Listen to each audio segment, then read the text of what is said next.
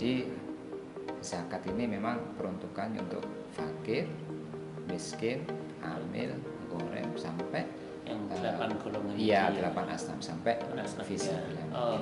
Jadi anak-anak yang nyantri di Darul Hijrah atau pesantren Hidayatullah itu full kita biayai. Tapi memang kita akan nanti ketika lulus mau diterjunkan di masyarakat.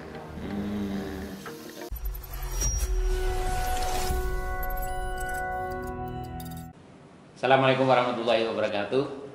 Kembali Waalaikumsalam. bersama saya Abdul Munthalib di program APM Insight.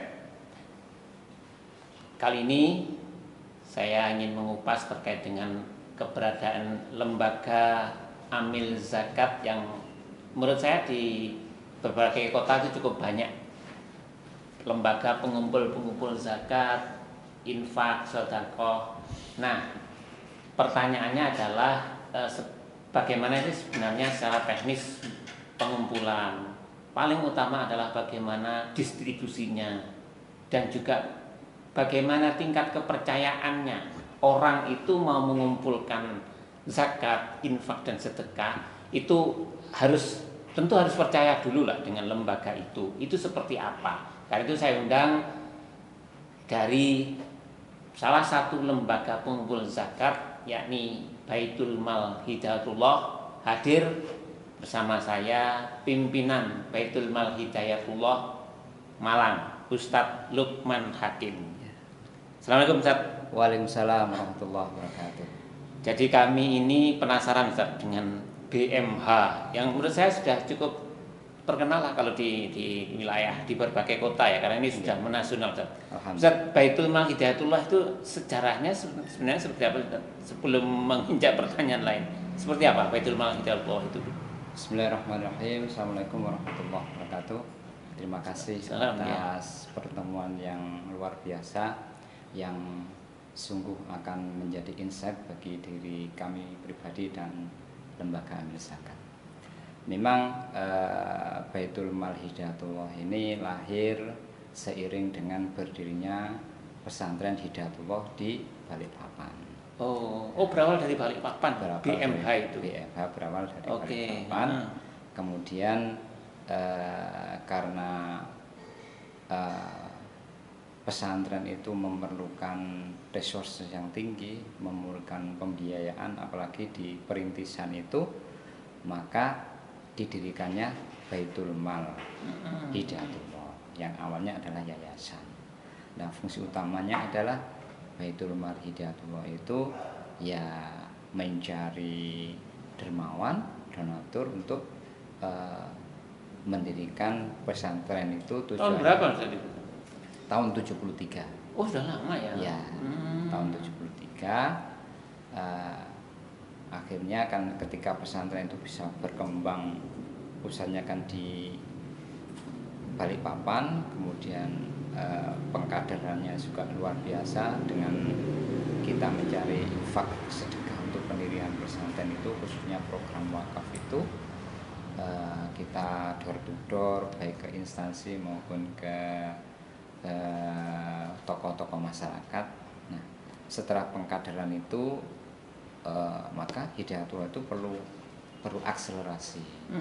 Maka setelah didik di kampus namanya itu di pesantren Hidayatullah Balikpapan, disebarnya ke luar pulau sampai Surabaya, menyebar sampai Malang. Oh gitu. Kalau masuk Malang tahun berapa itu? Kalau masuk Malang tahun 94-an sampai 90. Sudah lama ya ternyata ya. Oke. Kami lanjutkan setelah ketika di internalnya, maksudnya pendayagunaan dan pentasarufan dana itu di internal sudah bisa memandirikan, maka kami dari Baitul Mal Hidayatullah itu izin ke pemerintah, dalam ini lewat Kementerian Agama. Alhamdulillah tahun 2001 menjadi lembaga amil zakat nasional. Dan itu untuk umum sudah? Ya. Oke. Karena sudah menjadi SK-nya sudah dari pemerintah, tentunya tidak hanya pentasarupan program itu pendayagunaannya dan pendistribusiannya tidak hanya ke internal, maka harus ke eksternal. Jadi sekarang itu cakupannya pendayagunaan banyak ke eksternalnya, Ustaz. Karena di internalnya sudah kita sudah cukup. Tapi ya tetap pendayagunaan internal dan eksternal, karena di internal ya kita tetap mensupport program-program itu. Jadi awalnya itu untuk kepentingan internalnya pesantren Hidayatul tadi. Oke. Ya. Ustaz, ini yang menjadi pertanyaan itu kan bagaimana sih sebenarnya teknis pengumpulan di BMH itu ke masyarakat seperti apa sih? Apa yang membedakan dengan lembaga zakat lain? Apakah ini khusus anggota atau anggota itu artinya yang berafiliasi dengan Hidayatullah atau semua bisa untuk mengumpulkan itu? Artinya kita ada program ya, ada SDM, ada AMIL ya. Jadi untuk supaya program ini kita berjalan, makanya kita harus mengumpulkan dana zakat, infak dan sedekah itu artinya tidak internal saja, artinya ke masyarakat kaum muslimin bebas lah ya. Bebas. Artinya karena ini menyangkut dengan transparansinya, jadi ketika misalnya ada kaum muslimin ingin bergabung di lembaga kami, tentunya ada namanya formulir, ada akad. Nah, misalnya kan kita ada 4 program pendidikan, sosial, ekonomi dan dakwah. Nah, setelah tim kami itu memberikan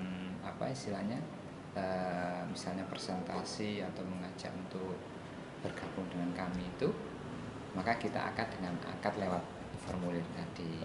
Kalau itu bisa personal, bisa institusi. Bisa. Artinya bisa personal maupun institusi. Ya kalau personal ini ya tentunya lebih penguatan pada diri seseorang. Kalau ke institusi ini lebih banyak nanti ke sinergi. Bisa juga misalnya ada di institusi itu baik infak perusahaannya maupun misalnya karyawannya dikumpulkan itu atas nama institusi bisa juga.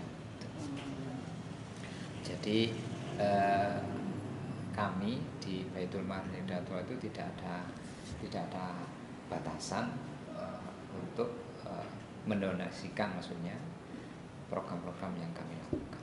Ya, Ustaz, untuk ini Ustaz, apakah tentu ada pemilihan Ustaz ya. Jadi misalnya pemilihan itu gini, aku untuk zakat, ini untuk infak, untuk sedekah. Nah ini pendistribusian atau istilahnya Ustaz tadi pentasarufan itu bagaimana Ustaz? Seperti apa sih sebenarnya? Kita mulai dari zakat ya. Kalau zakat itu kan memang termasuk infak atau sedekah khusus. Sedekah khusus artinya ada kholnya, ada kadarnya. Jadi ada istilahnya ada perhitungan kadar zakatnya.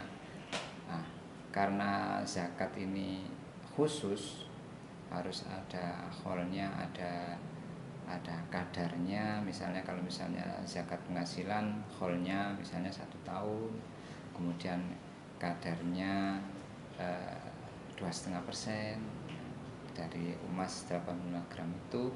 Nah, tentunya pentasyarufannya, pendistribunya juga tidak sembarangan, khusus ya, sesuai dengan At-Taubah ayat 60 itu, innamas shadaqatu lil fuqara wal masakini wal amilina 'alaiha wal mu'allafati qulubuhum wa fir riqabi wal gharimin wa fi sabilillah wa ibn sabil.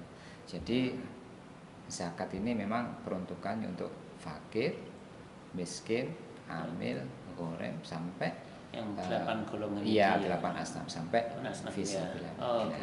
Kalau infak ini lebih. Ustaz, sebelum ke infak, saya ingin tanya ini. tidak semua orang itu paham tentang zakat. Kadang punya duit tapi saya itu sudah wajib zakat atau belum. Terus yang perlu saya zakati apa saja. Itu ada nggak mentoring dari BMH untuk memberikan edukasi tentang zakat? Misalnya suruh ngitungkan gitu. Ada nggak yang kasus kayak begitu? Ada. Jadi tim kami ini kan namanya tim fundraising.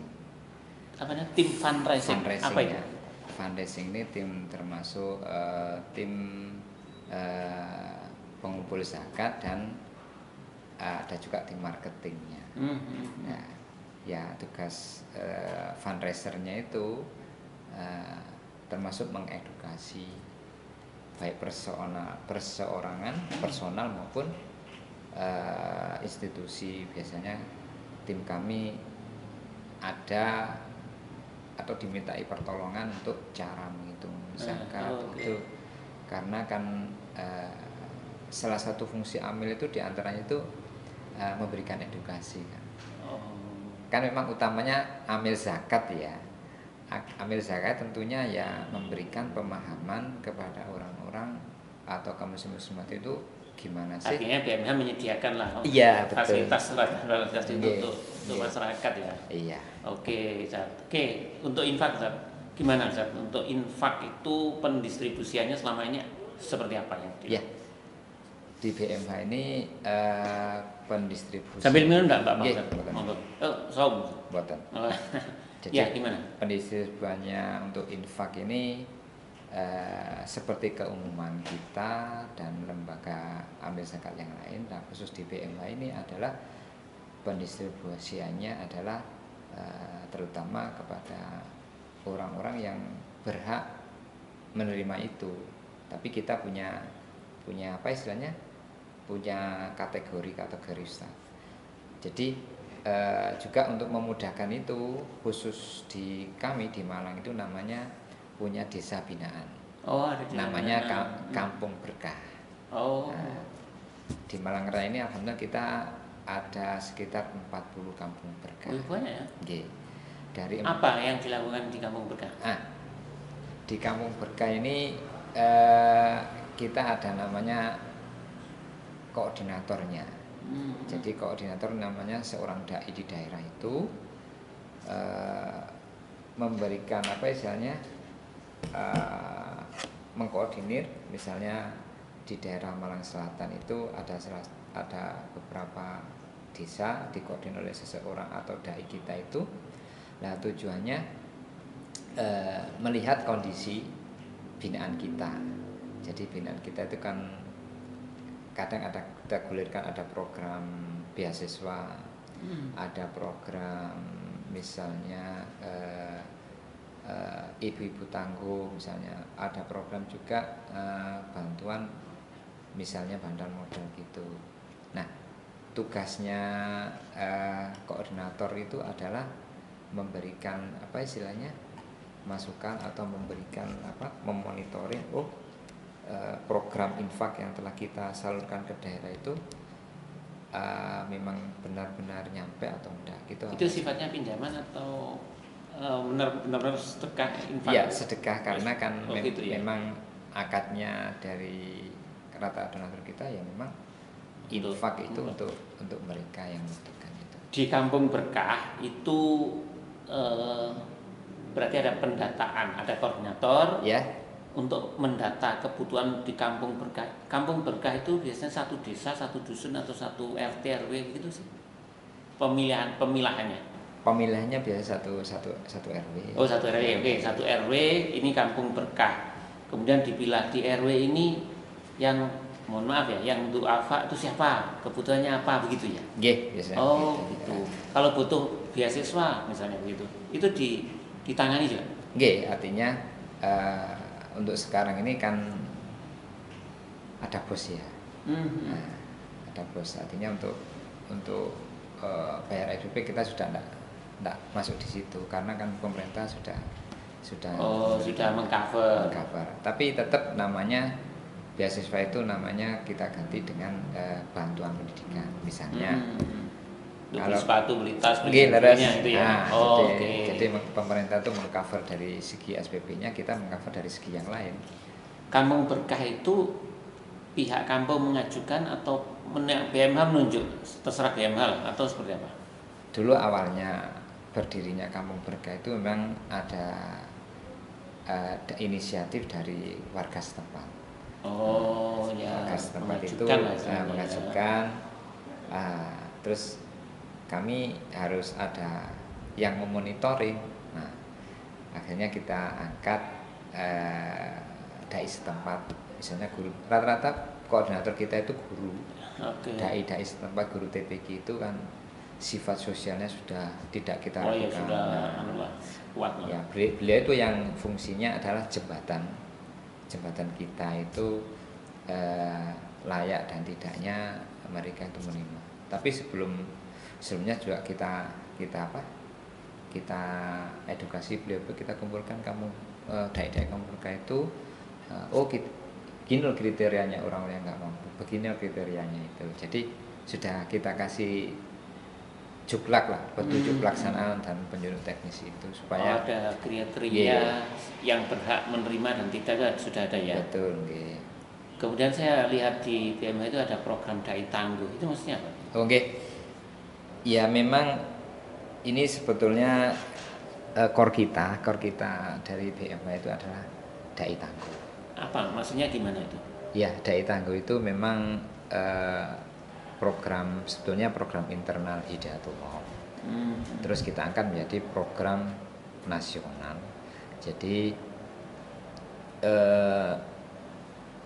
kita kan ada pesantren itu, ada santri yang kita biayai kan ada.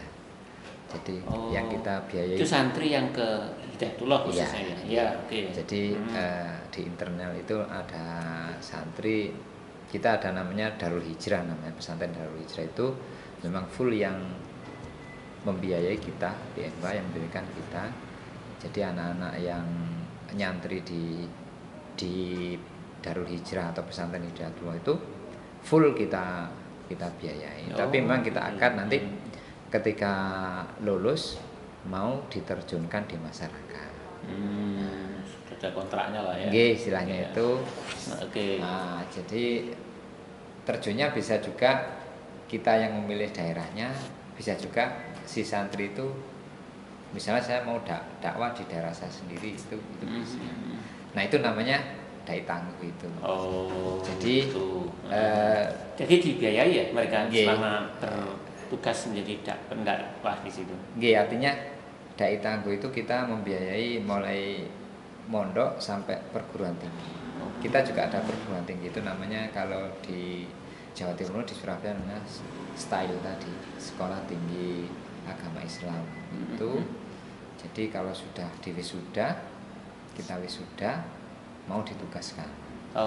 Itu namanya dai tangguh. Ya, misal di lembaga-lembaga zakat itu kan biasanya memang ada 3 pilar ya, yang NKRI, regulasi, aman ya.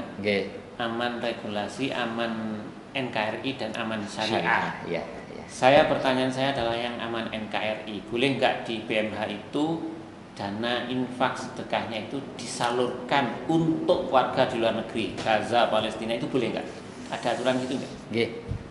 Jadi namanya infak khusus. Ada ini. Ya. Infak khusus. Diakatkan ya, memang saya berinfak untuk Palestina, kita sarankan itu.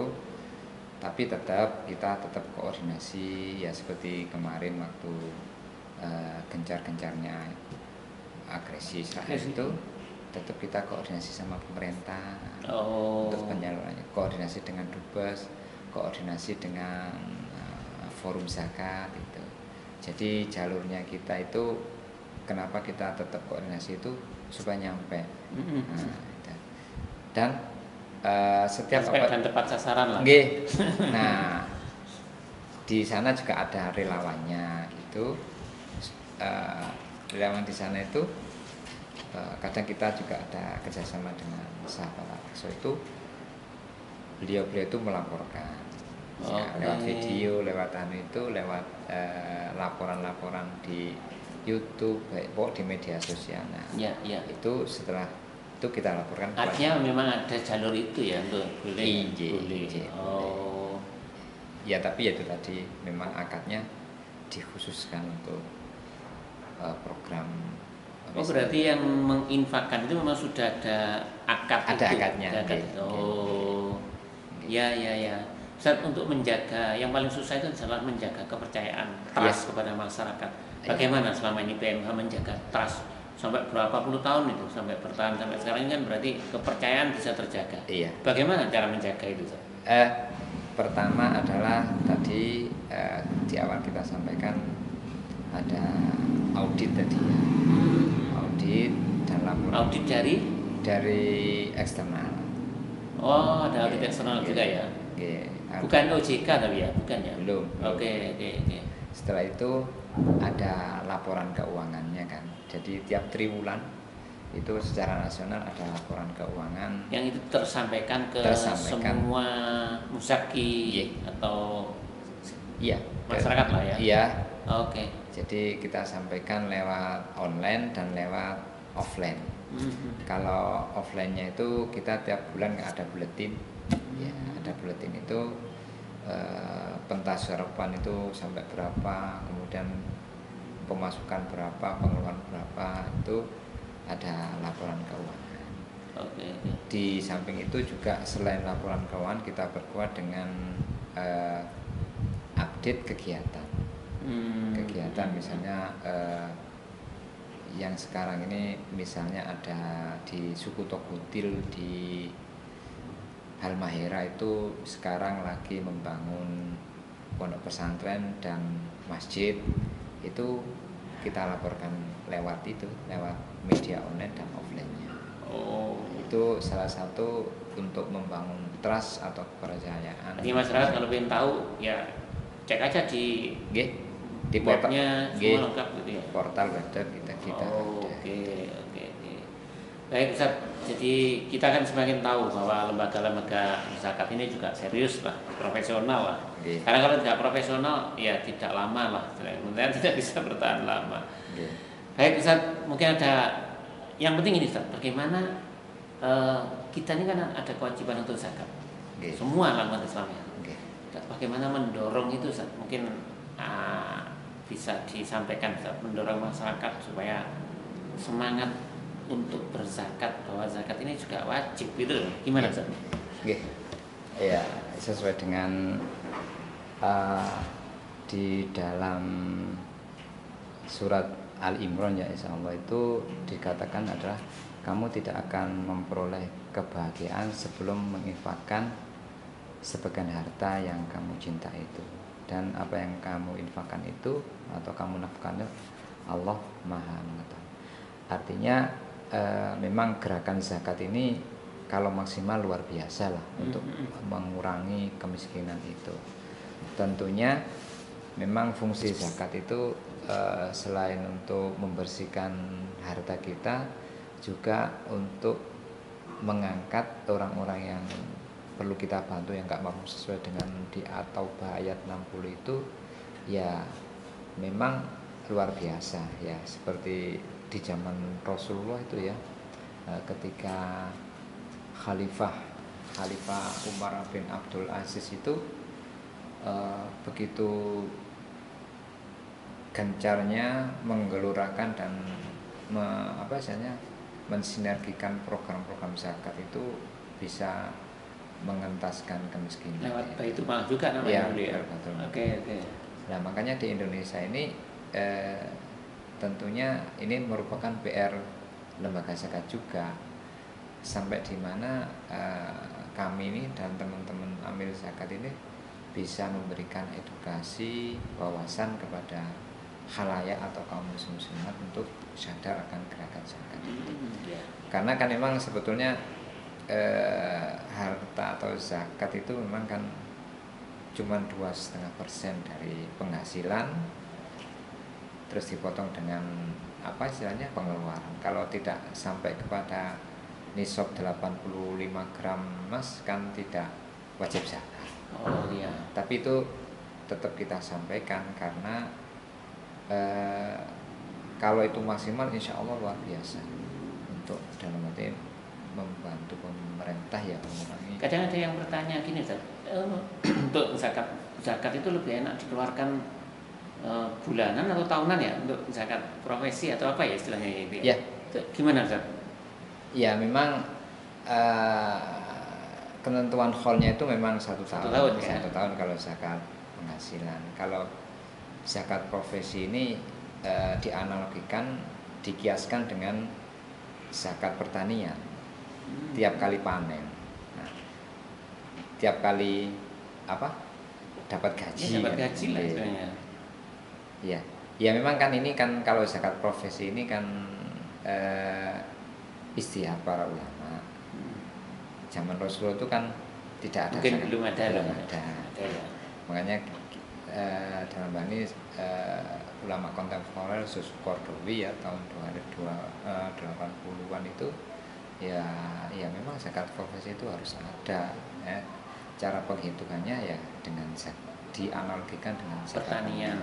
Tapi ya memang di Indonesia ya memang namanya istihad itu namanya pendapat itu ada yang setuju ada enggak setuju. Kalau enggak setuju langsung zakat penghasilan. Oh iya. Itu kalau ke dalam tataran fikih itu memang pendapat itu masih ada. Ya pro kontra memang sempat ramai. Cuman kalau kita mungkin kita meyakini bahwa bagus lah misalnya ada zakat profesi itu mungkin untuk membersihkan harta kan sebenarnya. Ustaz terima kasih waktunya. Amin. Semoga lancar sukses. Amin. Dan tentu ini ada siar dakwahnya lah, tidak sekedar untuk dalam tanda petik itu pengelolaan infak secara bisnis mungkin, tapi lebih ke siar dakwahnya. Baik sahabat APM Insight, semoga manfaat diskusi saya dengan Ustaz Lukman Hakim selaku pimpinan Baitul Mal Hidayatullah area Malang istilahnya. Malang Raya ya. Baik, terima kasih dan Assalamualaikum warahmatullahi wabarakatuh. Waalaikumsalam warahmatullahi wabarakatuh.